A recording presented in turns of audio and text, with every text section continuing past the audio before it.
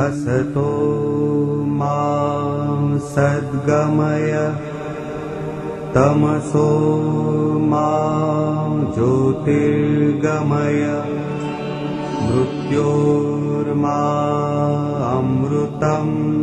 गमय। ॐ शान्तिः शान्तिः शान्तिः। ॐ शान्तिः शान्तिः। ગુડ મોર્નિંગ અમદાવાદ, સુપ્રભાત, કેમ છો?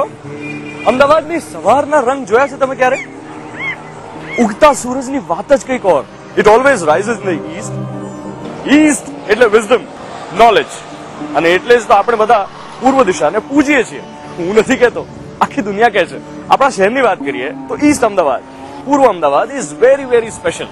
જરા હટકે ભાષામાં કહું તો પૂર્વ છે આ ભૂતપૂર્વ. आपको फेवरेट फूड जॉइंट करो? मशहूर रायपुर। रायपुर ना भजिया? यस। होटल ताज, बनावटी दाबेली, भाजी पावनी लारीओ, बस आ गोटा ने साउथ इंडियन थी लईने पंजाबी, गुजराती તમામ ફૂડો બધે મળતા છે, એટલે બધાને પોતાની ચોઈસ મળી રહે છે. Yes, what I like about East Ahmedabad is that the past and the present coexist here. It's an area dotted with some breathtaking monuments and architectural masterpieces.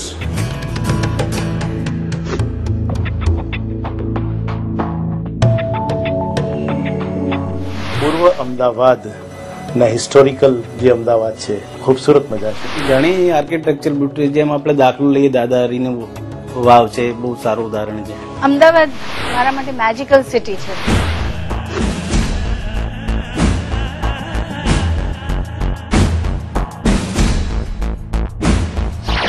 પૂર્વ વિસ્તારમાં રહેવાની મજા જ કંઈક જુદી છે. Sense of community living. નાની એટલી પોળમાં વિશાળ હૃદયવાળા લોકો. પૂર્વ વિસ્તારની લાઈફસ્ટાઈલ એ સોશિયલ લાઈફસ્ટાઈલ છે.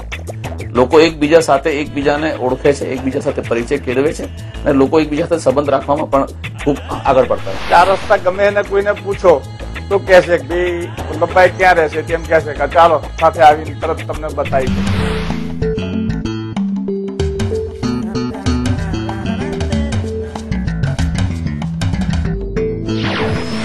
અને બોસ, વાઇબ્રન્સી એક્સપિરિયન્સ કરવી હોય ને તો પૂર્વ અમદાવાદમાં ઉત્તરાયણ સેલિબ્રેટ કરો. આખું આકાશ is full of colourful kites. અને આપણે એક શરત મારી, ઉત્તરાયણના દિવસે, એ દિવસે જો પૂર્વ અમદાવાદમાં એક પણ ધાબુ ખાલી હોય ને તો આપણે તમારા જિંદગીભરના ગુલામ થઈ જાવ બોસ. એ લપટાય તો ખરા.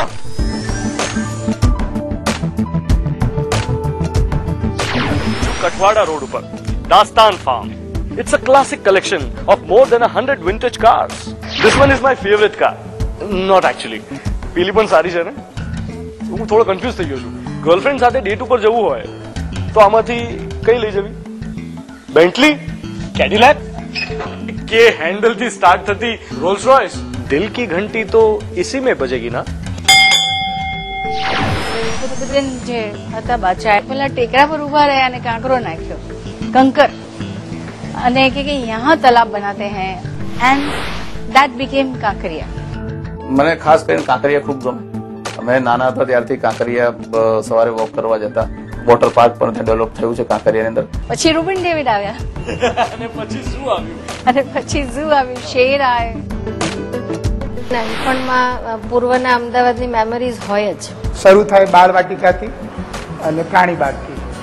દર રવિવાર સવારે 8 વાગે ઘરેથી નીકળવાનું અને સીધા પહોંચી જવાનું કાંકરિયા. કાંકરિયા પણ મને એવું લાગે છે કે કાંકરિયા જ્યારે પણ થશે, કદાચ થોડો સમય લાગશે, પણ થશે ત્યારે એવું લાગશે કે one of the best place in Gujarat.